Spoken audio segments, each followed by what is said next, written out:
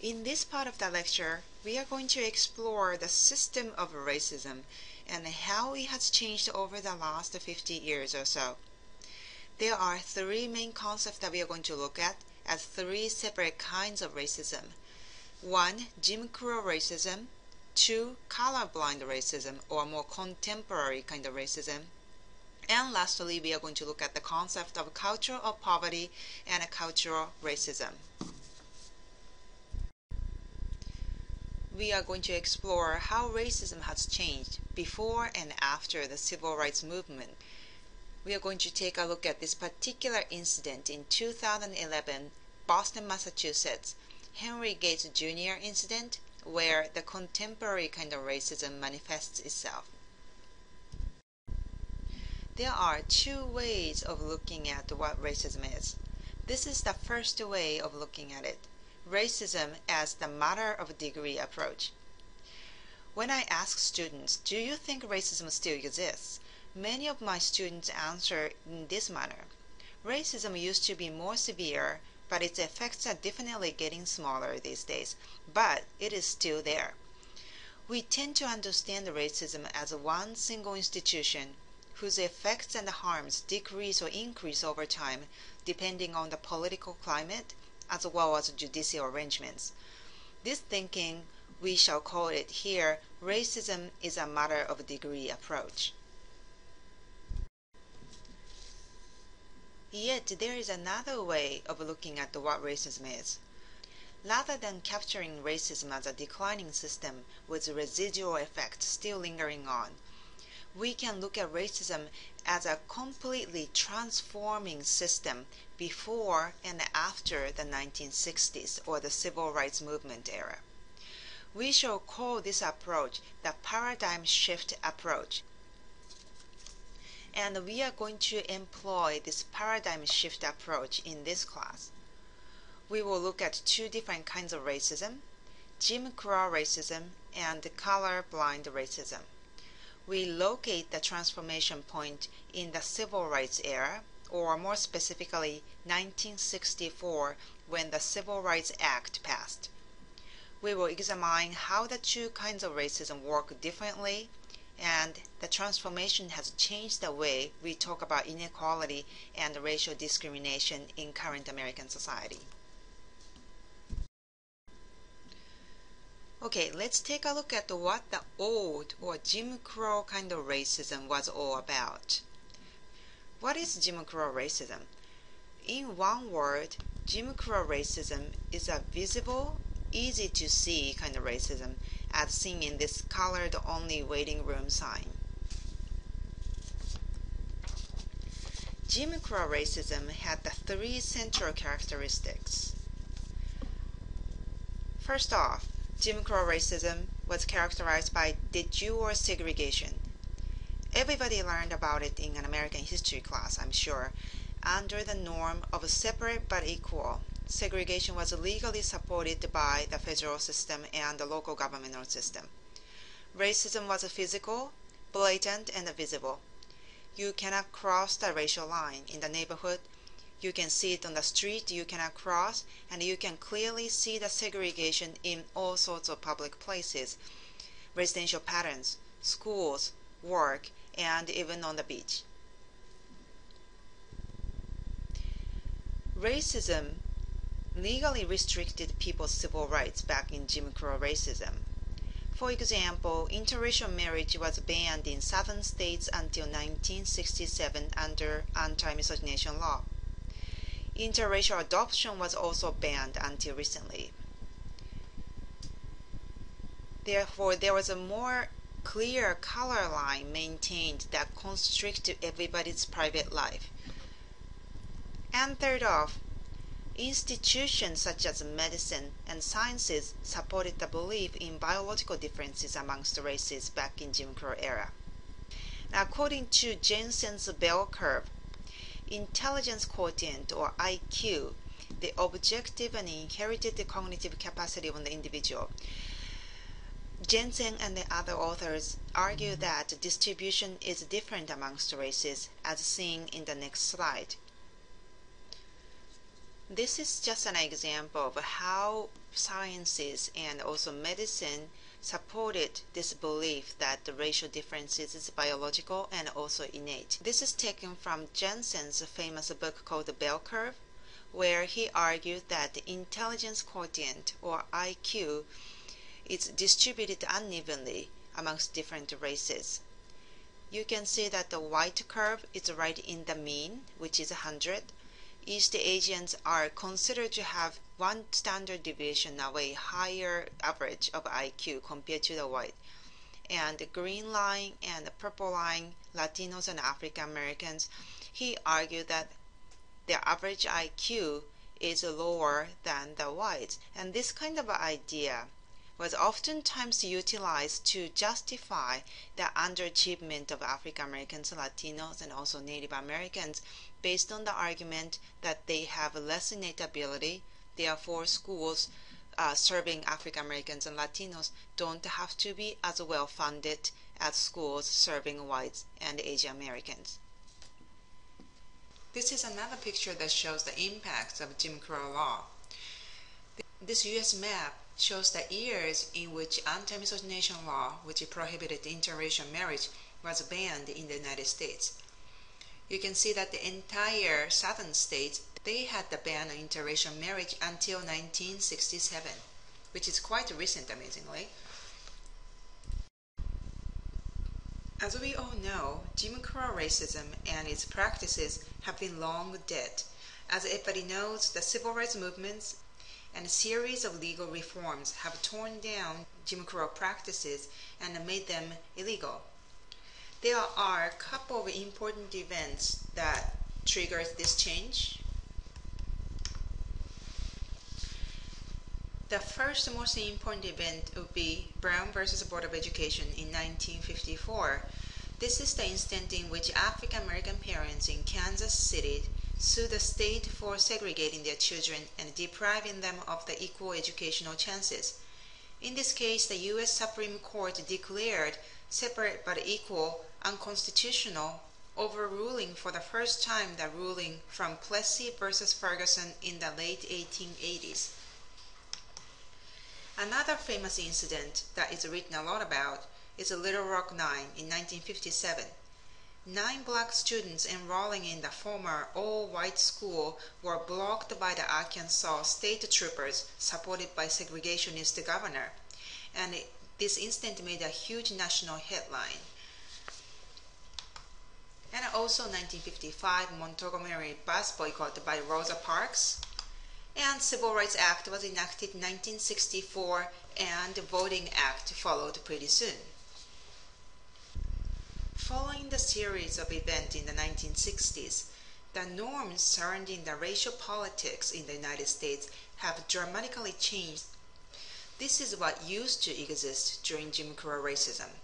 There was a biological belief in white supremacy, and also the state, the federal government, were the guardian of racial segregation. And finally, there was an explicit discrimination, and it was quite accepted as a norm. For example, using the N-word, it was considered just a regular fabric of everyday conversation. This changed quite a bit in 1960s. I would say there was a huge paradigm shift to the norms of color blindness in the 1960s. What is the norm of color blindness? There are 3 components. Blatant expression of white supremacy became a taboo since 1960s. Instead, the mainstream norm shifted to that of racial equality, that everybody deserved the same chance, the same treatment, regardless of race. There definitely is a negation of the belief in racial hierarchy in current American society. The role of the state toward racial relationships has changed quite a bit also. In the Jim Crow era, the federal government itself implemented racial segregation and discrimination. After the civil rights, the state has changed its role to the guardian of racial equality through Civil Rights Act and the Voting Act, among other legal measures. Hate Crime Act also passed, which was set to implement harsher sentences and punishment to racially biased felonies, such as using violence to deter blacks from going to the voting station or integrated schools. Finally, this paradigm change has affected us at the interpersonal level too. These days, racist is the worst label that you can possibly get at all. We are all expected to behave in a colorblind, equal opportunist way. Since the 1960s, there emerged this idea that we call here the colorblind ideology. Colorblind ideology became the mainstream idea after this paradigm shift in 1960s during the civil rights era. This is pretty much the idea or the belief system that we are all equal individuals with equal life chances regardless of color.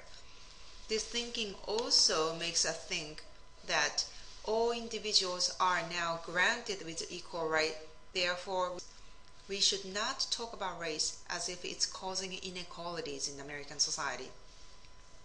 There are a couple of individuals who are treated as the icons of colorblind ideology. Tiger Woods, Kobe Bryant, and of course our President Obama. These individuals are oftentimes talked about as an example, as a living example of how color does not matter in current American society.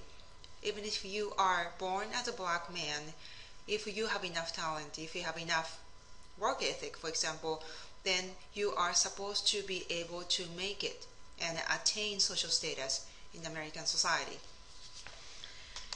Here in this class, I would like to show you how this nice sounding ideology of racial equality actually works to preserve a new kind of racism, to perpetuate and maintain racial inequality. You might say, why? This colorblind ideology or colorblind idea sounds great to me. How could that help maintain racial inequality, right? We are going to look at this one particular incident, Henry Gates case that happened in Boston, Massachusetts about 2 years ago. We are going to look at 3 very short movie clips or news report clips. And while watching these clips, please try the following. Describe what kind of incident it was, what happened to whom, and why it became a national headline. In other words, describe the incident in your own language. Number 2, you are going to see mainly 3 actors involved in this case.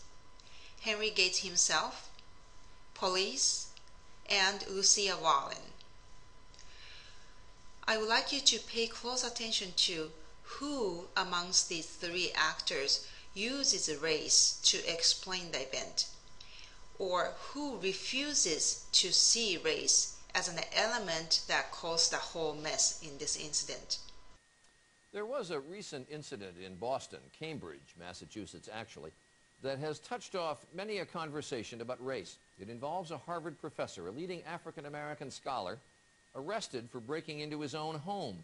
Police say Henry Louis Gates was disorderly. Gates says the police were guilty of racial profiling. The charges against him have been dropped, but Gates says he's due an apology. Here's Dan Harris. This is Boston's Talk Evolution. On talk radio in Boston today, I definitely don't believe you can say the cop is racist. there was no sign that we're now living in a post-racial America. If our listeners and emailers were the jury, Gates would be guilty. The arrest of Harvard professor Henry Louis Gates Jr. is burning up the internet, too, with one user calling it pure racial profiling. The story is being fueled by Gates himself, who spoke to the Boston Globe. I'm outraged. I shouldn't have been treated this way, but it makes me so keenly aware of how many people every day experience abuses in the criminal justice system.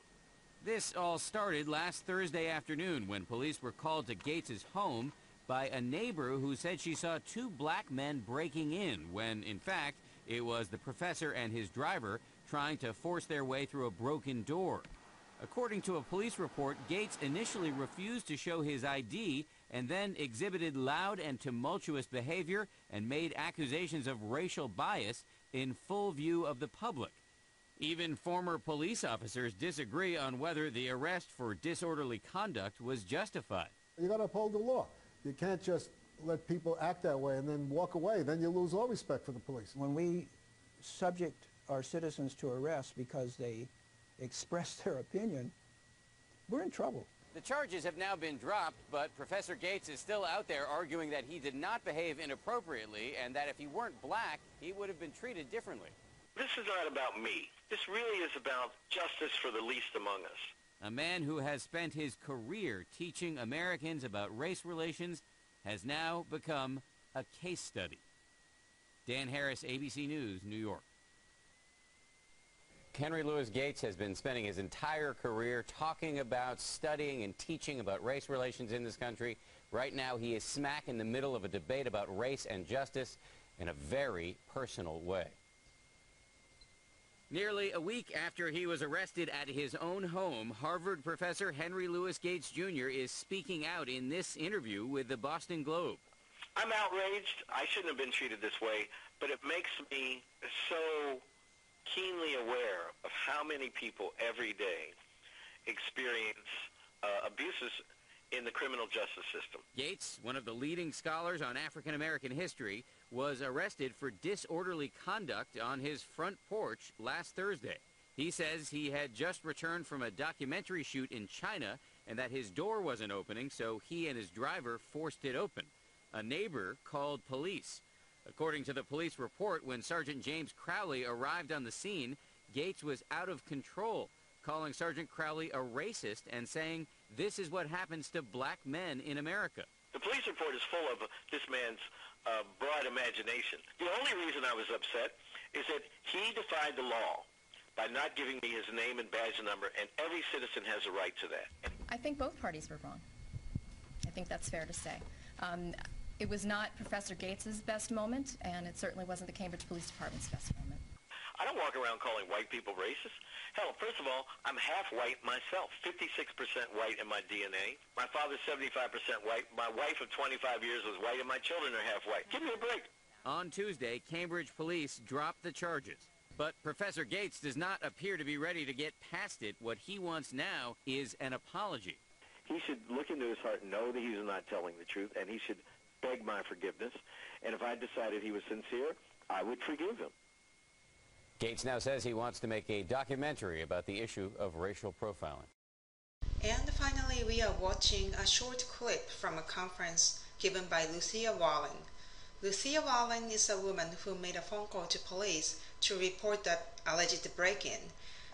She was mistakenly cited by some media to have said there were two black men trying to break in, when in reality, all she said during the 911 call was, "I can't tell the race of the two people, but one of them seems Latino."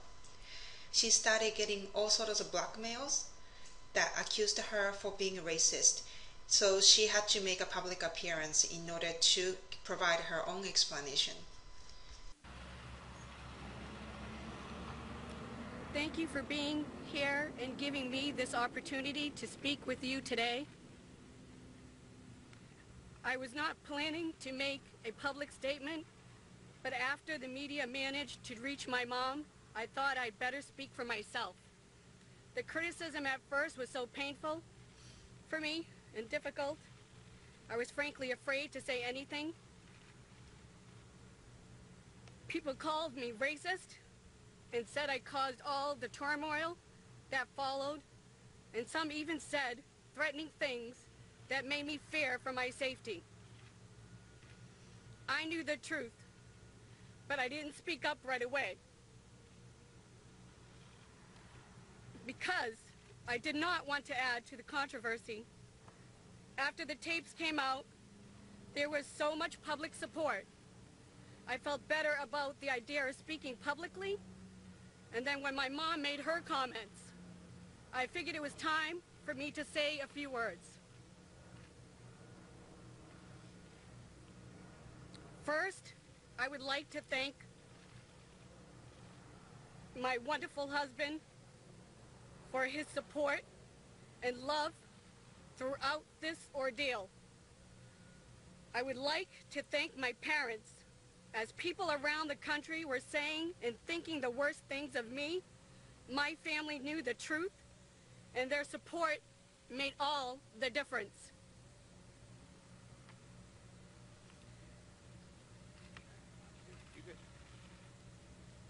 I am proud to have been raised by two loving parents who instilled in me values including love one another, be kind to strangers, and do not judge people based on race, ethnicity, or any other feature other than their character.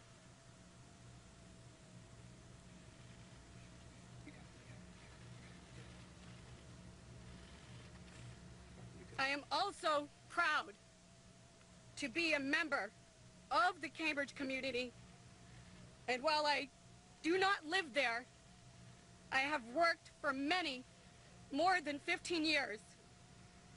Cambridge is a wonderful place, and when I was called racist and I was a target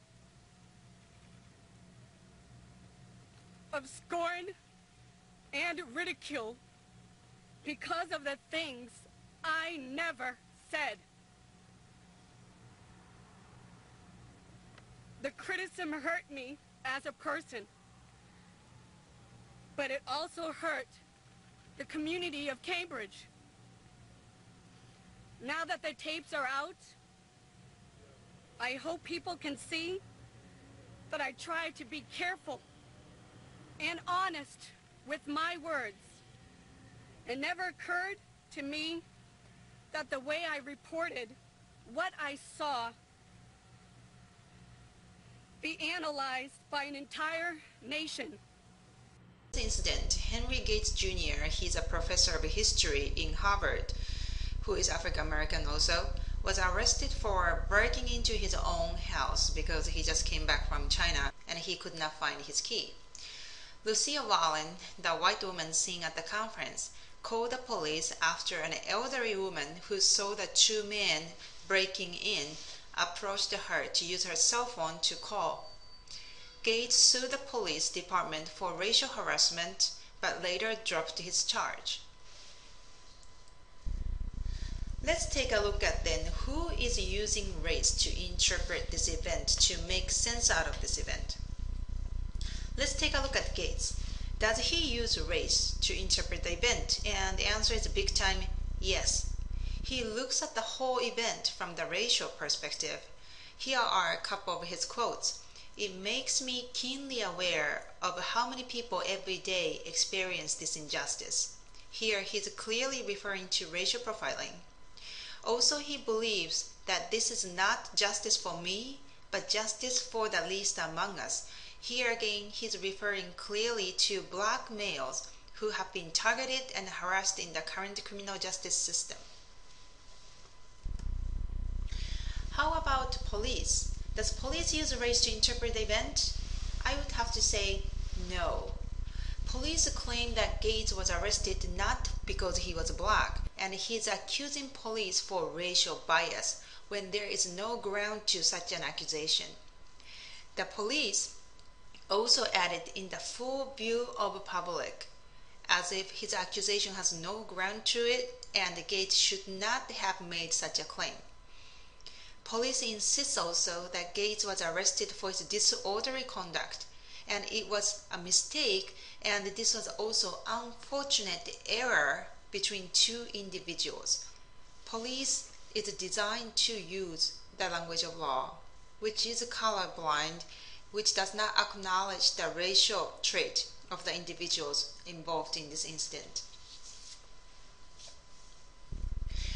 How about Lucia? Does she use race to interpret the event? Well, this was yes or no, but what you can see in her conference is that Lucia is trying to present herself as the colorblind model citizen. She also refuses to see that race is a factor in her behavior of calling the police. She said in the conference that I was taught by my parents not to judge anyone but on personality and characteristics, even though this might not be the exact quote from her speech. She also emphasized that she grew up in the liberal community of Cambridge, and this accusation of being racist is a horrendous disgrace for both her as an individual and also for the entire community of Cambridge. Here, Lucia pretty much presents Henry Gates as someone who tries to tarnish the reputation of the entire politically correct community of Cambridge. Okay, so at the end of the day, after this incident, what kind of picture are we getting? In this series of media representation, Henry Gates is portrayed as the person who is going against the norms of color blindness. Here he is making the accusation for the police that he was profiled because of his race. He clearly does not want to see American society as a racially equal place yet.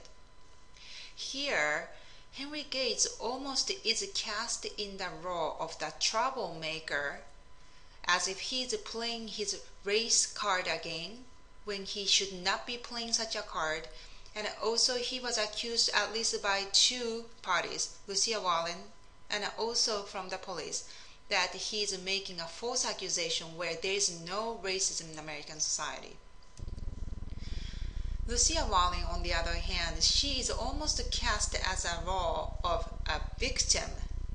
Lucia Wallen is presented as the colorblind model citizen who sticks to the norms of color blindness. And the police insist that this is just a misunderstanding between individuals. There is no race involved in this. If there seems to be such an accusation, then that stemmed from a misunderstanding. Police denies race accusation altogether here too. From this picture, what we get is that Henry Gates appearing as the troublemaker who disturbs the social norms, who is breaking the rules of color blindness, when there could have been a case of racial profiling in this particular case. This person says, if the professor was white and the policeman black, there wouldn't have been anything said. Blacks have been using the race card to take attention away from the real problem. I hope one day that the blacks of this nation will stop blaming the whites for their problems and realize that they are the only ones to blame for their problems, especially this day and age when minorities of this country have more opportunities than whites do. This comment, I think, sums up the sentiment and perspectives of people who say racism is an archaic, outdated idea and institution, and whoever brings it up is just making it up, fabricating it, particularly if the person who's making an accusation of racism is a colored person. We are living in a very different system compared to Jim Crow racism. Colorblind racism, or the contemporary racism that started appearing in the 1960s, has the following three elements, which are quite different from Jim Crow racism. Because of colorblind ideology, we tend to believe that the racism has no empirical ground anymore. Therefore, we do not try to investigate or inquire instances of injustice as stemming from race. We tend to negate the racism altogether. The second point is, if anyone claims that the racism exists, oftentimes that claimant himself is examined for his bias.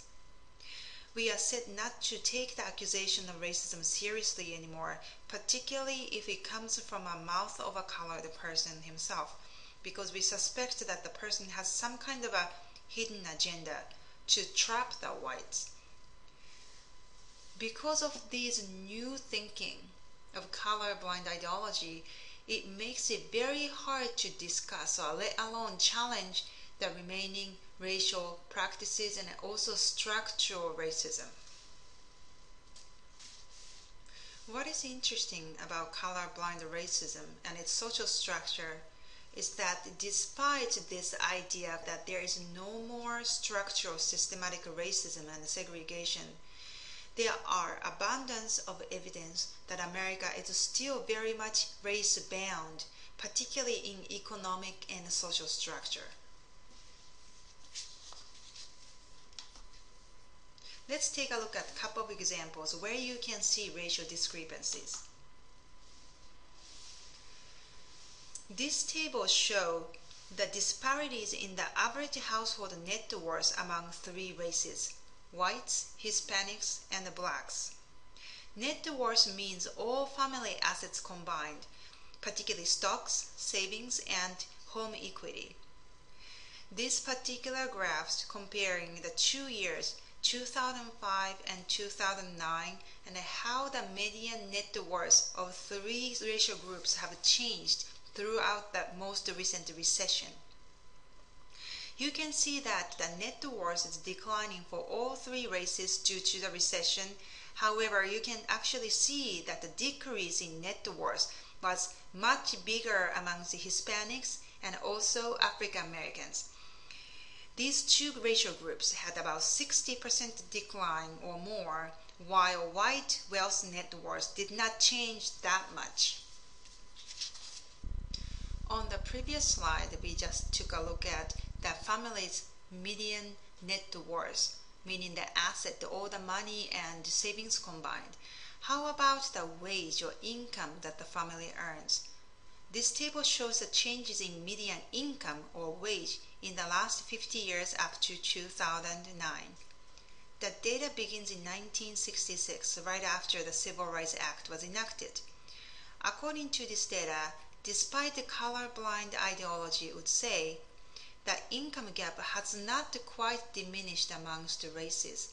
You can see that there is a slight increase for all racial groups in terms of how much they earn on average, but the difference is pretty much maintained throughout the last 50 years, particularly between African Americans and whites. Let's take a look at another aspect of racial inequality. This table shows the student dropout rate from high school, and I took this particular image from 3 years ago's San Jose Mercury news article. This shows 4-year rate by ethnicity. How was the percentage of students who dropped out from high school by racial groups? You can see that Asians have 10%, whites have 15% of a dropout rate, which I believe is the national average right now, and Latinos have 30%, and African Americans number, because I did not do a very good job in scanning, it's off the chart, but I assume it's somewhere around 38-39%. So here is this problem.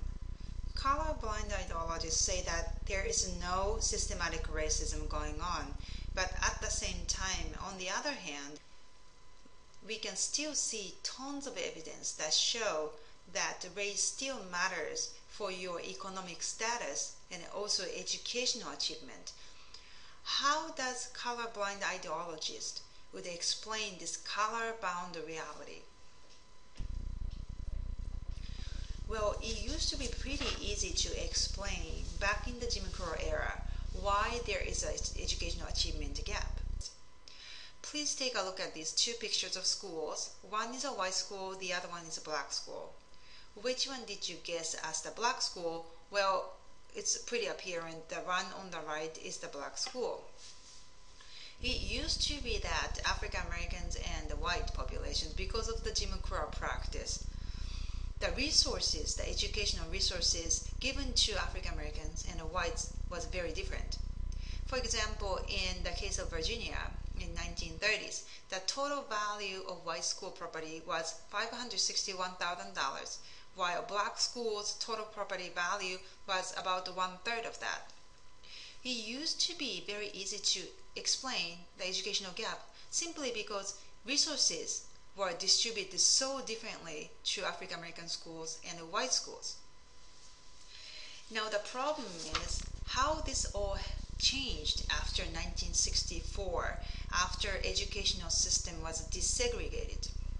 Here is one important report that I would like you to keep in mind. It's called the Coleman Report that was published in 1966. Coleman Report was edited by this guy called James Coleman. He was a very famous sociologist. He did a nationwide survey to investigate what happened after desegregation of schools following Brown versus Board of Education and the Little Rock Nine. What he wanted to investigate is that now that African American kids are being bused so that each school has a good representation of African Americans and whites, now that African American kids are given more equal opportunities to educational resources, how did the educational achievement of African American kids change after desegregation happened? What he found out was taken with quite a shock by Americans, because Coleman reported that even after desegregation, African American, Native Americans, and Latino students were still lagging behind. The Coleman report is supposed to be very important because this report shows that what kind of good facility is given to students. Such resources have very little influence on student achievement. So pretty much the Coleman report argued that how good the school is, how much resources are given to students, these external environmental factors do not matter as much as one's economic background, as much as one's racial background, and perhaps one's linguistic background. So here is the difficult problem. Americans are very optimistic about desegregation.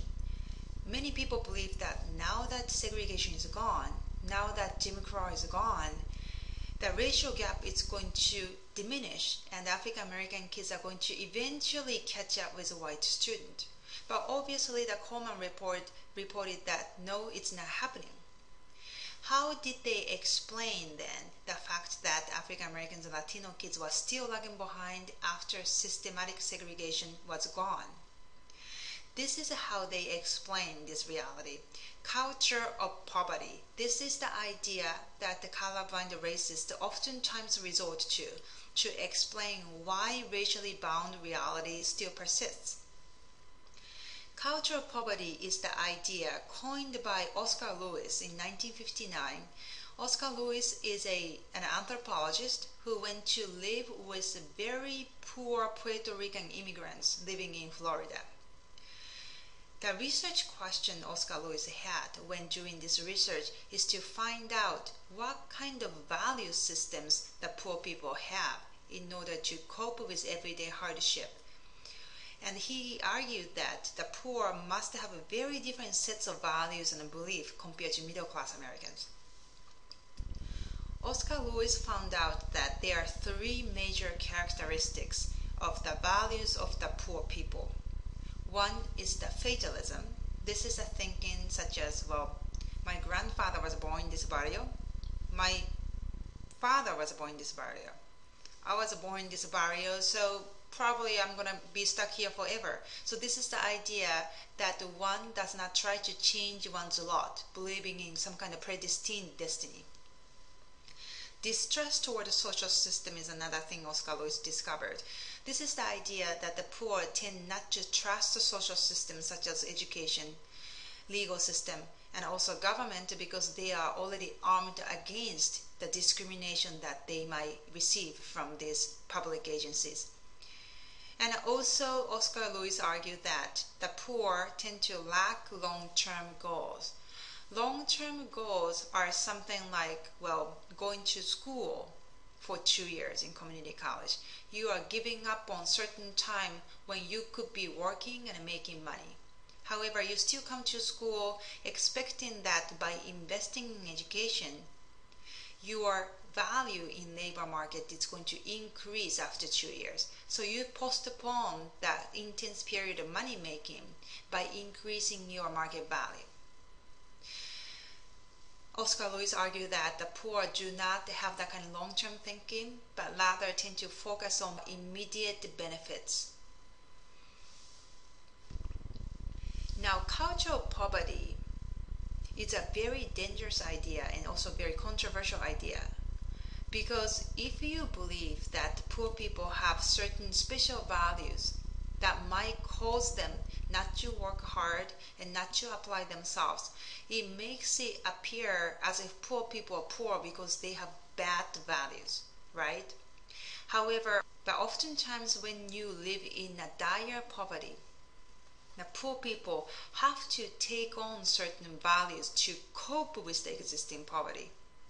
So for example, fatalism, the idea that you cannot change your destiny, you cannot change your lot. I can present you two sets of mindset that you can employ when you're living in dire poverty. One is to say that, oh, there's nothing you can do to improve my lot. I'm going to just drink my rum, I'm going to hang out with my girlfriend, I'm just going to make most out of my life with alcohol and a girlfriend. That's one. The choice two is to tell yourself, well, if I try hard enough, go to school and really work hard, someday I might be able to get out of this barrier. Compare these two mindsets. Which mindset makes your life easier? I would say definitely rum and a girlfriend, because if you are born into such a disadvantaged position, it's extremely hard to improve your lot through education. It's extremely hard to bring yourself up from poverty through legal employment. So therefore, even though it's oftentimes misunderstood, cultural poverty is an adjustment or adaptation strategy of the poor in order to cope with everyday hardship, not necessarily the cause of poverty. That having been said, cultural poverty has been a very expedient tool for colorblind racists to maintain their argument. Well, there is no racism anymore, but okay, we acknowledge that there is still a lot of evidence about racial inequality, but that's not because society is racist, that's not because society discriminates, but rather that it's because minority people themselves have some kind of deficient values. It's their problem, it's not society's problem. So, by applying this idea of cultural poverty, colorblind racists can rationalize or justify the existing racial disparity. By perpetuating the idea that racial disparity is caused by the deficient culture and immorality of minorities, colorblind ideologies can maintain that system is not racist at all. They do acknowledge that the racial inequality exists, but there is nothing morally wrong with it, because it's not the society that discriminates, but rather this disparity is caused by minorities themselves. This whole thinking, I shall call that the cultural racism. It's a racism that is perpetuated by our collective belief that the minorities have bad kind of culture. That's what is causing this kind of disparity, not because of the societal problems, not because of the societal systematic discrimination.